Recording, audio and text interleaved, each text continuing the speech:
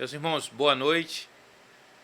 Vamos começar assim com uma oração, depois a gente fala mais algumas coisas, né? Senhor nosso Deus, obrigado por essa oportunidade de estarmos aqui. O Senhor nos abençoe, estamos assim, numa situação diferente, mas que o Teu Santo Espírito haja mesmo falando aos nossos corações, entregando, Senhor, a porção que o Senhor tem para cada um de nós, nos esclarecendo, nos confortando, nos protegendo e assim nos fortalecendo, Senhor, firmando mesmo a nossa fé. Fica conosco, abençoa os irmãos, especialmente a saúde, e abençoa também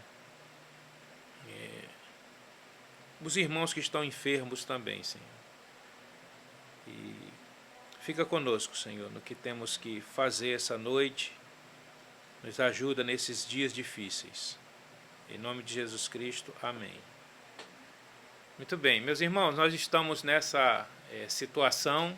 Já foi colocado para os irmãos que foi feita uma determinação, foi tomada uma decisão pela direção da igreja de evitarmos os ajuntamentos, né? Como tem sido orientado pelas autoridades médicas, né, primeiramente, e as autoridades civis seguindo essas orientações também. Deixa-me esclarecer, até dar minha humilde opinião, né? Até como irmãos em Cristo e na condição de pastor também. Só assim, uma coisa, eu vou pedir desculpa, nós estamos num ambiente relativamente improvisado aqui, então talvez você vai escutar algum barulho, né, algum ruído, alguma coisa, então os irmãos vão entender, né? Mas, com relação a essa situação, nós entendemos que o Senhor, eu vou usar aqui uma palavra estranha, vai soar estranho, né? O Senhor, Ele colocou-nos para nós vivermos uma vida ordinária, né? Estranho isso, né? Porque ordinário a gente pensa logo que é coisa ruim, né? Mas ordinária é de uma maneira comum, de uma maneira natural, né? Tem alguns irmãos que a gente entende até a sinceridade, mas eles acham que nós temos que viver sempre de forma extraordinária, né? Como se nós vivemos sempre à base de milagres, né? Então, não entendemos assim. Como eu lhe digo, é um parecer pessoal, né? Como teu irmão em Cristo. Então, não foi assim que o Senhor nos fez para vivermos de forma sempre extraordinária, né? Veja, vamos pensar assim, quando Jesus multiplicou os pães, eu vejo uma coisa muito interessante ali, que ele multiplica os pães, isso foi algo extraordinário, foi um milagre, de 5 pães e 2 peixes, o Senhor alimenta milhares de pessoas. Isso é o extraordinário. E no final, o que ele diz? Recolha tudo para que nada se perca. Por quê, não é? Veja, o extraordinário, sim, mas depois ele diz, recolhe. Ele não podia, por que recolher? Para que nada se perca, para que nada se estrague. Ele não pode, a qualquer hora que ele quisesse, fazer a multiplicação dos pães? Por que ele está preocupado em perder alguma coisa? Que possa perder alguma coisa? Porque essa é a vida nossa, né? A gente tem que economizar as coisas, usar as coisas de forma racional, coisa de forma natural, né? Então tá ali, eu acho um excelente exemplo de que existe o extraordinário e existe o ordinário, o comum, né? Então o nosso Senhor fala que os sãos não precisam de médicos, né? Os doentes precisam de médico. Está falando de médico. É o normal quando alguém está doente, é procurar um médico, né? E o que nós estamos seguindo aqui é uma coisa ainda ordinária, né? É o que está se pedindo para ser feito, né? É isso que nós entendemos, né? Então, as autoridades médicas, pessoal que entende, pede, olha, evita aglomerações, né? Já tem visto exemplos no mundo inteiro. Se Deus, sentimos de Deus que precisamos clamar a Ele, né? Para agirmos de forma extraordinária, eu creio que o Senhor vai nos orientar em todas as coisas, né? Mas primeiro vamos seguir o processo natural, né?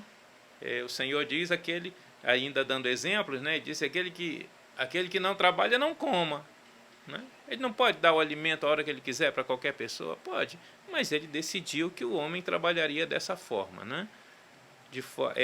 Trabalho para poder se alimentar, né? Mas a gente vê que ele alimentou muitas pessoas, né? De forma extraordinária, o povo de Israel, né? Mas isso não é o comum, porque senão não seria extraordinário, né? Seria uma coisa comum, né? Milagres não são coisas comuns, né?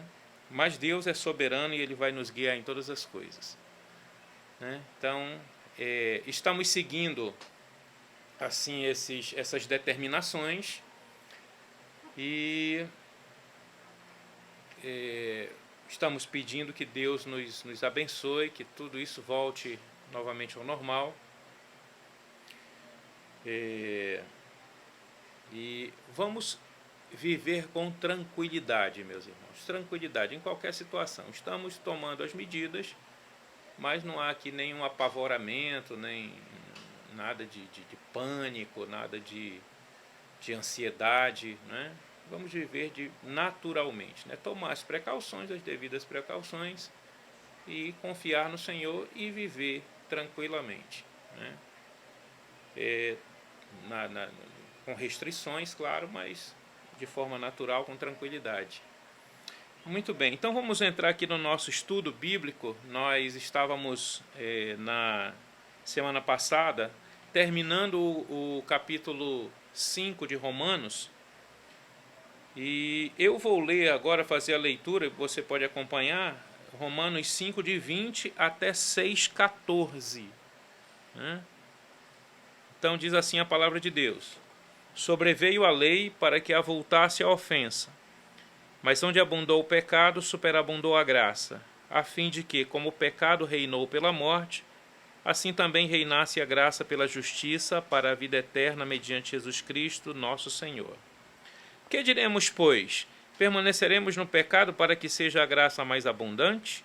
De modo nenhum. Como viveremos ainda no pecado, nós, os que para ele morremos? Ou porventura ignorais que todos nós que fomos batizados em Cristo Jesus fomos batizados na sua morte? Fomos, pois, sepultados com ele na morte pelo batismo, para que, como Cristo foi ressuscitado dentre os mortos pela glória do Pai, assim também andemos nós em novidade de vida. Porque se fomos unidos com ele na semelhança da sua morte, certamente o seremos também na semelhança da sua ressurreição. Sabendo isto, que foi crucificado com ele o nosso velho homem, para que o corpo do pecado seja destruído e não sirvamos o pecado como escravos, porquanto quem morreu está justificado do pecado. Ora, se já morremos com Cristo, cremos que também com ele viveremos, sabedores de que, havendo Cristo ressuscitado dentre os mortos, já não morre. A morte já não tem domínio sobre ele, pois quanto a ter morrido, de uma vez para sempre morreu para o pecado, mas quanto a viver, vive para Deus. Assim também vós considerai-vos mortos para o pecado, mas vivos para Deus em Cristo Jesus. Não reine, portanto, o pecado em vosso corpo mortal, de maneira que obedeçais às suas paixões. Nem ofereçais cada um os membros do seu corpo ao pecado como instrumentos de iniquidade, mas oferecei-vos a Deus como ressurretos dentre os mortos, e os vossos membros a Deus como instrumentos de justiça. Porque o pecado não terá domínio sobre vós, pois não estáis debaixo da lei, e sim da graça. Este capítulo 6 e também o capítulo 7, na verdade, faz parte do final do capítulo 5. O apóstolo Paulo ele está fazendo assim uma refutação ou abrindo um parêntese para alguma coisa que pode acontecer ou as pessoas podem vir a pensar do seu ensino ou tirar algumas conclusões erradas do seu ensino.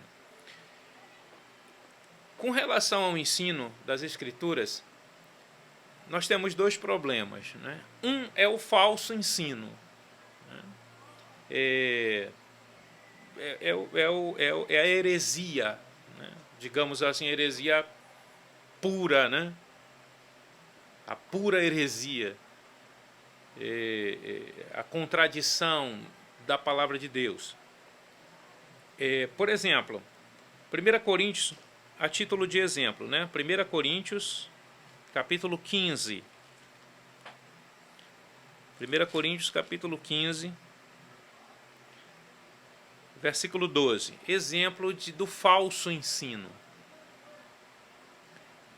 Diz assim: ora, se é corrente pregar-se que Cristo ressuscitou dentre os mortos, como, pois, afirmam alguns dentre vós que não há ressurreição de mortos?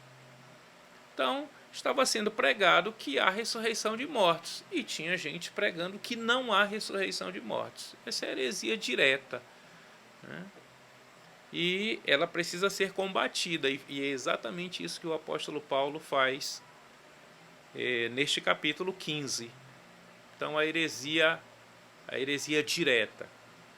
Agora, uma coisa que eu gostaria de salientar, e até como uma orientação para nós.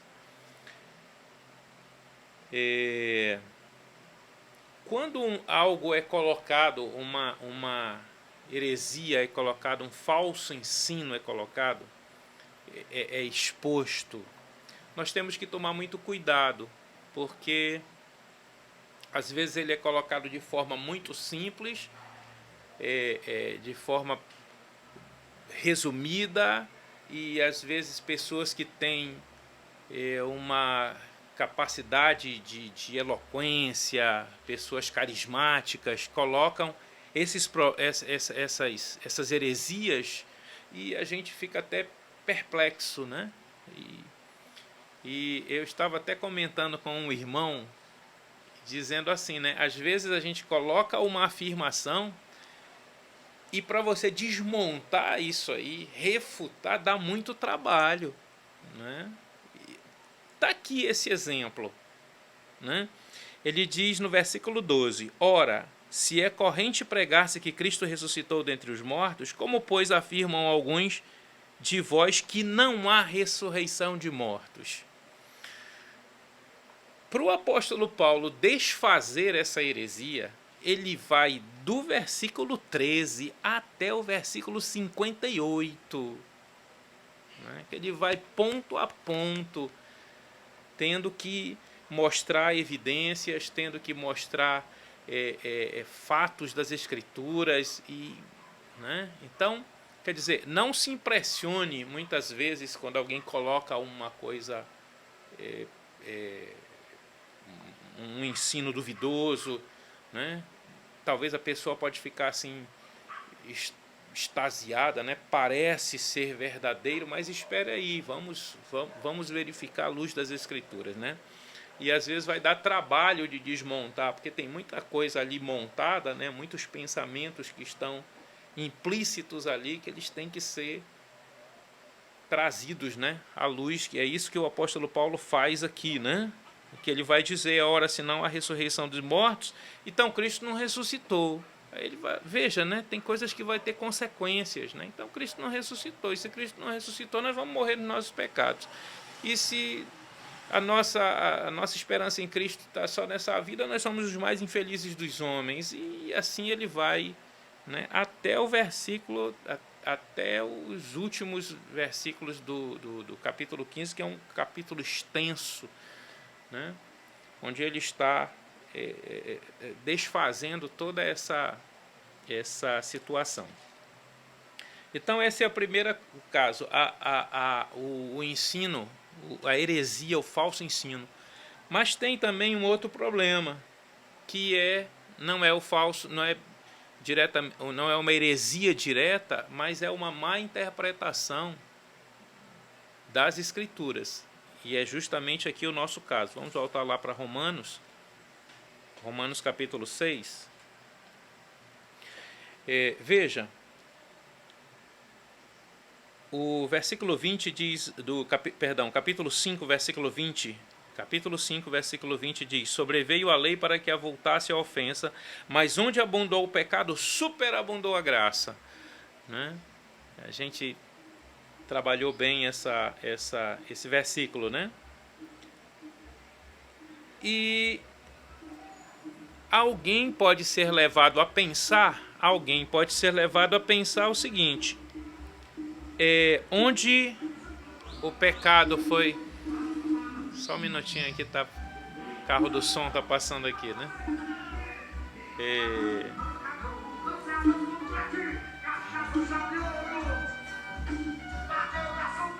Vamos ver se ele passa logo, né? Muito bem. Então veja só, faça a ligação do versículo 20 do versículo 20 do capítulo 5 com o versículo 1 do capítulo 6. Ele diz assim: sobreveio a lei para que avultasse a ofensa, mas onde abundou o pecado, superabundou a graça. Aí alguém pode pensar, não se sabe se alguém realmente contestou isso com o apóstolo Paulo ou se ele estava antecipando o problema. Mas ele diz assim: que diremos, pois? Permaneceremos no pecado para que seja a graça mais abundante? Veja só, até tem uma certa lógica aí, né? Então, onde o pecado foi muito, a graça foi maior. Então a gente permanece no pecado para que a graça seja mais abundante, né? Aí ele diz: de modo nenhum, né? Absolutamente não, né? Mas tem esse perigo também, né? Além da heresia direta, né? Tem esse problema da má interpretação, do mau raciocínio, né? da conclusão errada, diante até de um ensino maravilhoso, né? Alguém pode tomar uma conclusão errada e, novamente, preste atenção, do versículo 2 até o versículo 14, ele vai ter que, né, abrir todo o problema e refutar ponto a ponto e mostrar argumentações, né? Veja, então, é uma tarefa pesada, né? Mas totalmente necessária, né? Então ele diz o seguinte, né? De modo nenhum. E vamos ver aqui rapidamente sobre o que ele diz, né? De modo nenhum. Aí ele vai como é que nós vamos viver no pecado, nós que para ele morremos? Não foi justamente isso que ele falou no capítulo 5? Que o que ele quer dizer, nós que para o pecado morremos? Nós não estamos mais, ele está dizendo ali, nós não estamos mais no domínio do pecado. Não estamos mais debaixo do domínio do pecado. Ele está pensando o seguinte: a ideia que o apóstolo Paulo tem é que ele nos libertou do império das trevas e nos transportou para o reino do Filho do seu amor, né? Não estamos mais debaixo, morremos para aquilo ali. Não é mais o nosso ambiente, não é mais o nosso mundo, né? Como é que nós vamos então viver no pecado se nós já saímos de lá? Então ele trata aqui de uma forma geral, né? Depois ele vai detalhar, né, ponto a ponto. Veja, o versículo 3, ele diz: ou porventura ignorais que todos nós fomos batizados em que todos nós que fomos batizados em Cristo Jesus, fomos batizados na sua morte. Né? Vocês não estão ignorais, vocês não estão lembrando disso. Né? Não está no pensamento de vocês, né? Saiu do pensamento de vocês. Fomos sepultados com ele na morte pelo batismo, para que, como Cristo foi ressuscitado dentre os mortos, pela glória do Pai, assim também andemos nós em novidade de vida. Tem que trazer o Evangelho à memória. É por isso que lá em 1 Coríntios, capítulo 15, que a gente usa como a definição do Evangelho, né? Onde está a definição do Evangelho, que a gente usa, que eu digo, a igreja, a gente é bem familiarizado com esse versículo, né?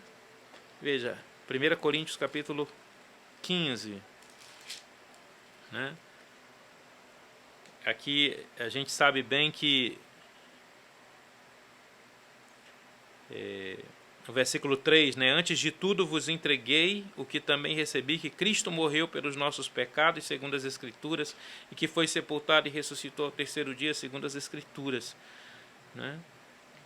Essa é a definição do Evangelho, mas ele começa o capítulo 15, no versículo 1, dizendo assim: irmãos, venho lembrar-vos o Evangelho, porque tem que estar toda hora trazendo a memória. Né? Tem que estar toda hora trazendo a memória, porque quem faz uma pergunta dessa, permaneceremos, pois, no pecado para que a graça seja mais abundante, né? Está com problema de lembrar o Evangelho. O que é o Evangelho? Né? Que Cristo nos tirou, morreu pelos nossos pecados, nos tirou do império das trevas. Né?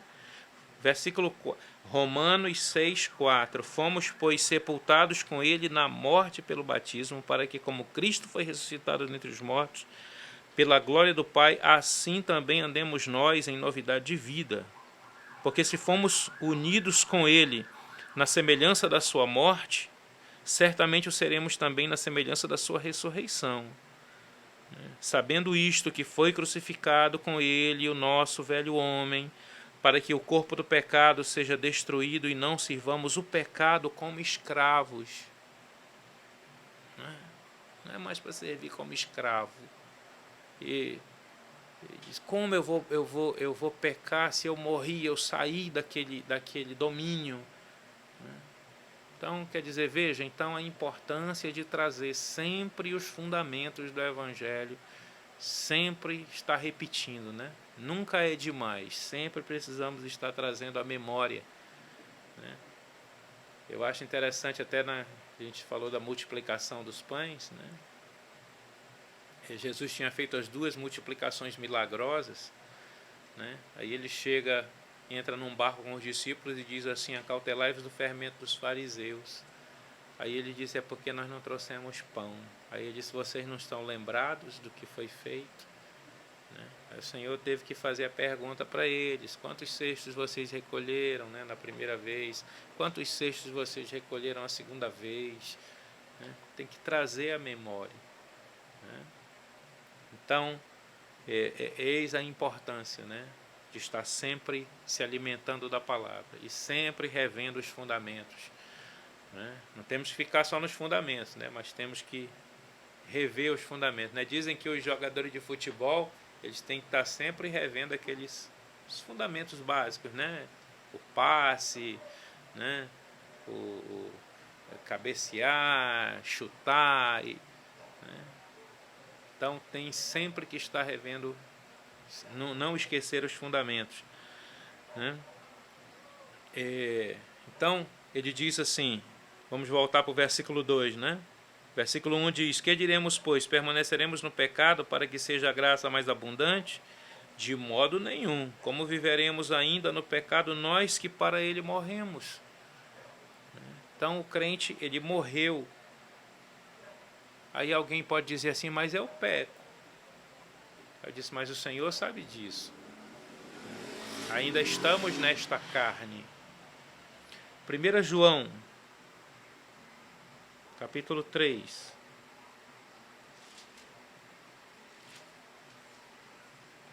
João, capítulo 3, versículo 9, diz assim: todo aquele que é nascido de Deus não vive na prática do pecado, pois o que permanece nele é a divina semente. Ora, esse não pode viver pecando, porque é nascido de Deus. Né? Então vamos permanecer no pecado para que a graça seja mais abundante? Impossível para um crente. Então, o problema é a prática do pecado. Sim, falhamos, erramos, e o Senhor sabe disso. E esse mesmo João, nesta mesma epístola, ele, sabendo disso, né, pelo Espírito Santo, no capítulo 2, versículo 1, ele diz assim: filhinhos meus, estas coisas vos escrevo para que não pequeis. Se todavia alguém pecar, tem possibilidade de pecar? Infelizmente tem. Pecamos? Infelizmente sim. Se todavia alguém pecar, temos advogado junto ao Pai, Jesus Cristo, o justo. Então temos um advogado junto ao Pai. Então, mas para que foram escritas essas coisas? Para que nós não pequemos, para que a influência do pecado seja cada vez menor nas nossas vidas. E é nisso que nós devemos prosseguir. Todos os recursos Deus nos deu.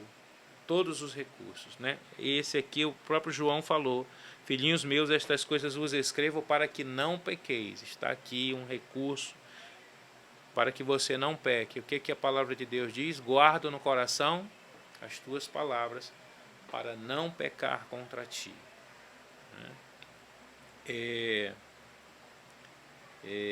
Também 2 Pedro, capítulo 2, 2 Pedro,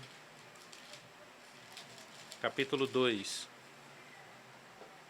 versículo 2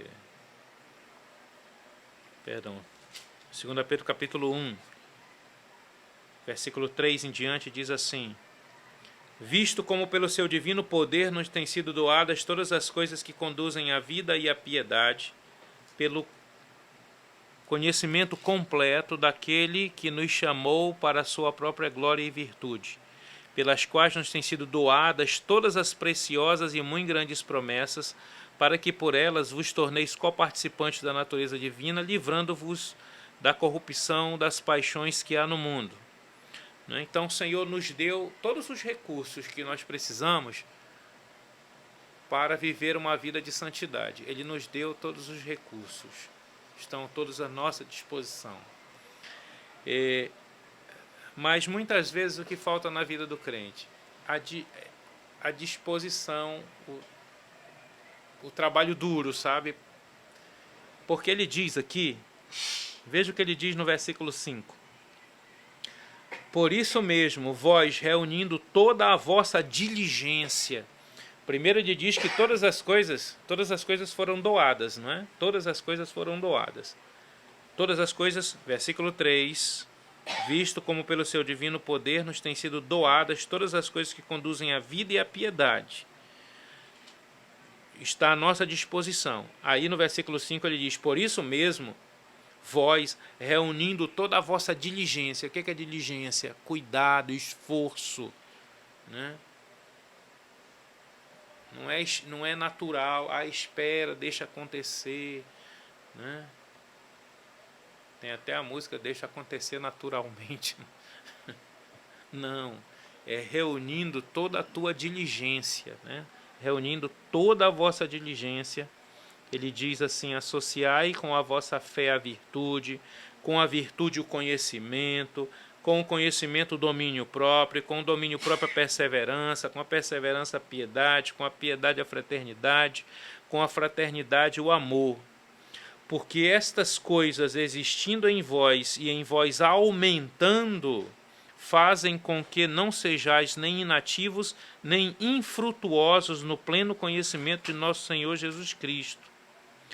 Pois aquele a quem estas coisas não estão presentes é cego, vendo o que está perto, esquecido da purificação de seus pecados de outrora. Esquecido, olha, está vendo a questão da lembrança? Né? Por isso mesmo procurai com diligência, cada vez maior, confirmar a vossa vocação e eleição, porquanto procedendo assim não tropeçareis em tempo algum. Então, meus amados irmãos, não estamos mais no domínio do pecado. Haveremos de pecar para que a graça seja mais abundante? De forma nenhuma. Não estamos mais debaixo do reino do pecado. Nós estamos agora no reino da graça, né? O pecado não terá mais domínio. Mas ainda tem crente que peca.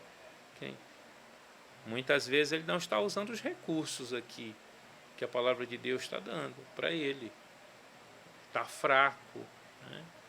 Muitas vezes está dando ouvidos a Satanás, ouvido ao mundo, né? Não precisa viver dessa forma.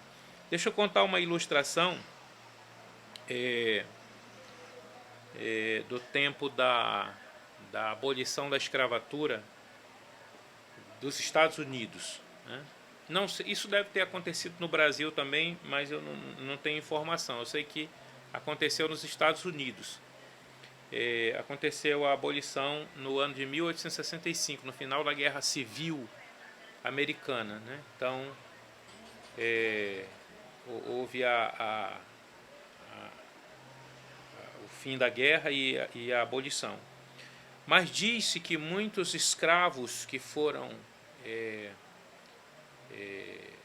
libertos, eles, quando viam o seu antigo senhor, o seu antigo dono, eles tremiam, ficavam com medo, ficavam pensando: será que eu vou ser vendido? Será que eu vou ser capturado de novo? Né? Então, não entendeu, não tinha entendido ainda o sentido da liberdade, né? Não tem mais que estar subordinado, né? Era um cidadão igual ao seu patrão, com os mesmos direitos agora, né?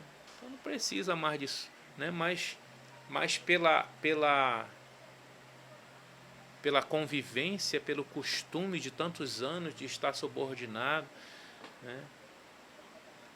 Aquele senhor, ele, quando via o seu senhor antigo, né, ficava, né, tinha medo, né? Alguns chegavam a se inclinar, né, e muitas vezes isso pode acontecer, né? Saímos do império das trevas, mas às vezes ainda estamos escutando a voz do nosso antigo Senhor, né? Então devemos nos concentrar mesmo na palavra de Deus, devemos ser fortalecidos no Senhor.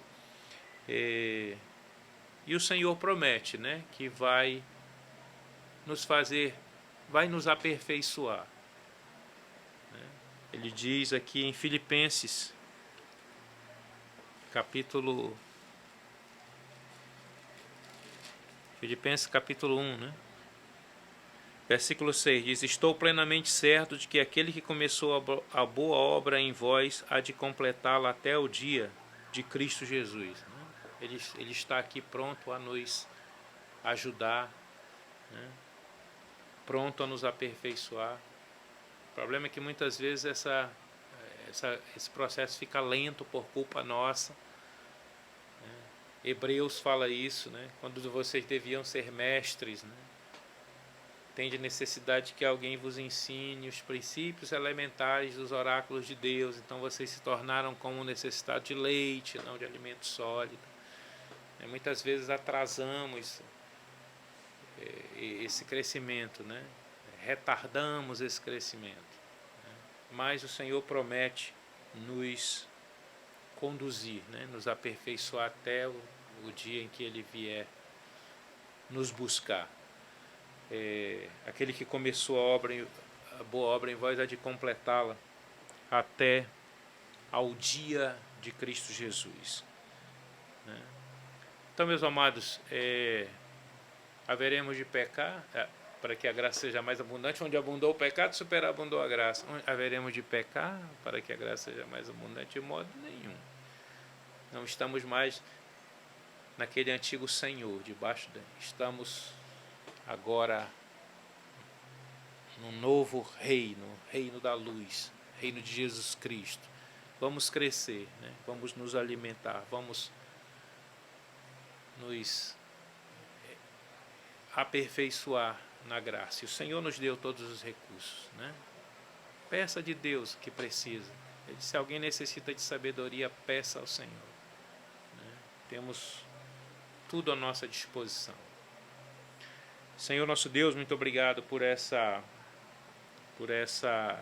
oportunidade de falar da Tua Palavra aos irmãos e mesmo nessa situação diferenciada aqui, mas que o Teu Espírito Santo faça a obra, Pai, e nos ajuda mesmo a viver de forma cuidadosa, mas também com tranquilidade, Senhor. Nos conforta, nos orienta, nos dá a Tua sabedoria. Em nome de Jesus Cristo, amém. Então, meus irmãos, mais uma vez, vamos sim tomar os cuidados necessários, né? Estamos vivendo em momentos de restrição, mas com tranquilidade, confiando no Senhor, e o Senhor nos orientará em todas as coisas. Tenha uma boa noite.